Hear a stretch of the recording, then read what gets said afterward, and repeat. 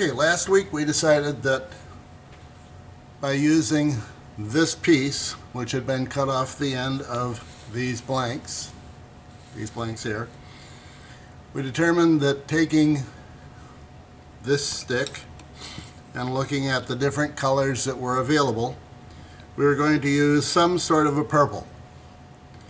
So to get a purple, I usually purchase only the basic colors of acrylic when I'm going to use it. This is blue and this is red, and if we mix those two together we will get purple. The manufacturers, they start with roughly equal amounts.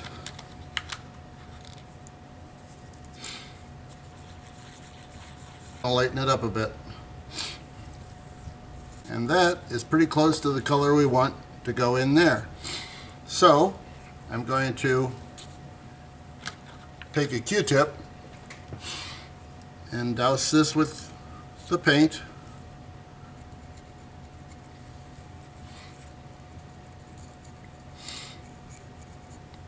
Now you could do this on the lathe. I've read a few people who say that they put it in on the lathe and then it coats it completely and evenly. That would make some sense. But I've always done it this way, so I'll keep on doing it this way, at least for this video. Now I can look down in there and see that I have pretty much covered it with paint, and yet I don't have it very thick in paint. So my tube should still go in and all those things.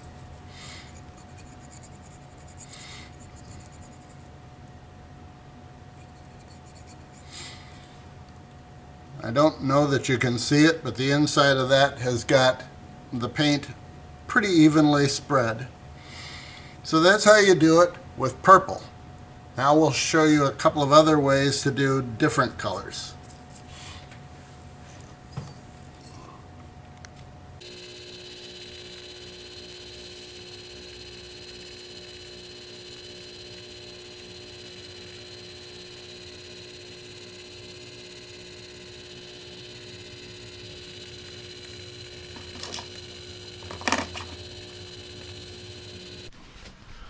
Next we're going to move into painting it with primer with spray paint. Now as you can see, I've got the blank and I've also got a can of spray paint. I like rust-oleum primer.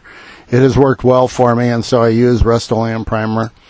This particular one I didn't go all the way through. You can see the back of it, the hole is not all the way through, so it's ideal for trying to use spray paint. I've put it over a bucket, which is actually an old cardboard box that's been filled with a garbage bag, so I don't have to worry too much about what I'm doing. I just squirt it into the garbage bag and nothing can go too wrong. This first one is a white blank and I'm using white primer, so it's pretty simple. You just spray it into the hole, and you can see it gets all over everything, which is why I'm wearing gloves.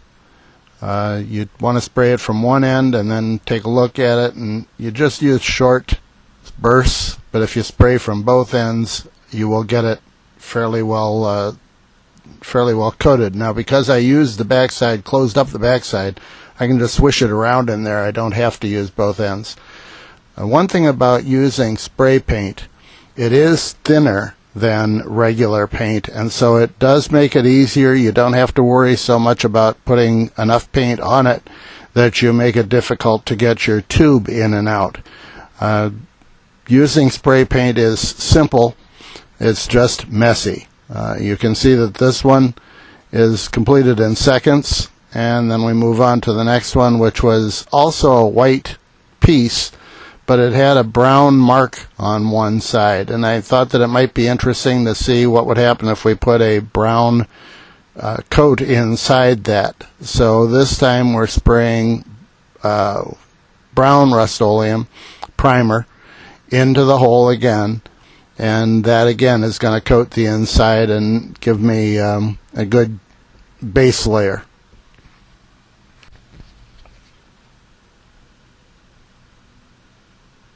You can see that you can see a little paint. I moved up real close to show you that the first spritz on the one end actually shot all the way through to the back side, so you don't have to do an awful lot of painting.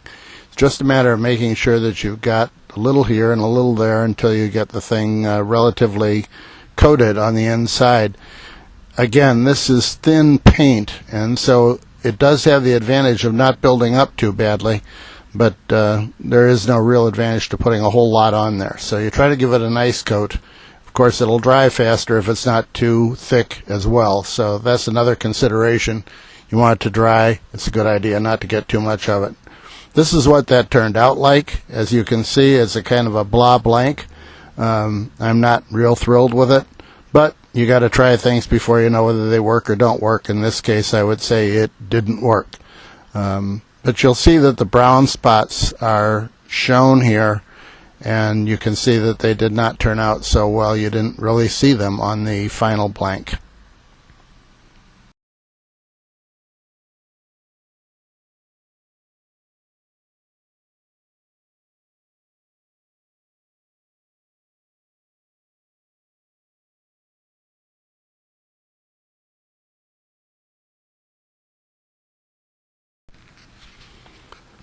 So that kind of covers doing the spray painting. We're going to go back to painting with a Q-tip, because actually I think that that's a more versatile manner. You only have so many colors of spray paint available. You can use pretty much any color of acrylic and make it work by just changing the colors or mixing colors together.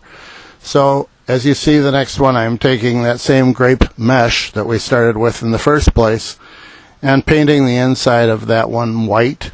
It's really very versatile. You can run into a lot of different colors that you can paint. Again, because I'm using a Q-tip, I'm trying to make sure that I don't get it real thick. You want that to be a very thin coat. If you have to do it a couple of times, if you feel that you're not covering well enough, you can do that. But realistically, we're not trying to make this completely opaque. We're only trying to make sure that you don't see the tube, and it really doesn't take that much to make that happen. So I've done the one in white, and now I'm going to do one as well in black. When I did the one in white, when I actually made the pen, I did add a white tube as well. A white enamel tube was put into that pen so that the white would be even more noticeable. With the black, I went with simple brass tubes. I was interested in seeing how it would cover, and so with the blacks, they were painted black and then on the inside, and then I used regular brass tubes. One of the things about this, of course, is you should let this dry overnight, and I did, but the building that we're in over there was cold overnight, and so it didn't really dry thoroughly. One of the reasons that this is taking so long. Here's the three different colors. That's the black, the purple, and the white, all on the same kind of tube. That's the purple mesh, and you can see the one on the left is significantly darker than the one on the right, which is the one with the white tube. Here I have one that I've actually pre-turned. Another way of doing this is to pre-turn the blank. You can do that by turning it between centers and not worrying too much about your final size. Now, I did take video of that, but this has gotten long enough as it is, so I'm not going to bore you with that video too. Simply, you're trying to see what the colors are, and you put in your color stick and look, and you can see somewhat here that the colors are visible through the acrylic. Of course, white acrylic is going to be relatively translucent. You will see through almost all the white acrylics. That is not as thin as it will get.